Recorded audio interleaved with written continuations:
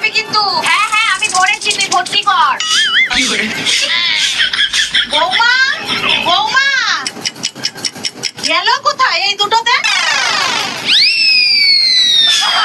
তোমরা রান্না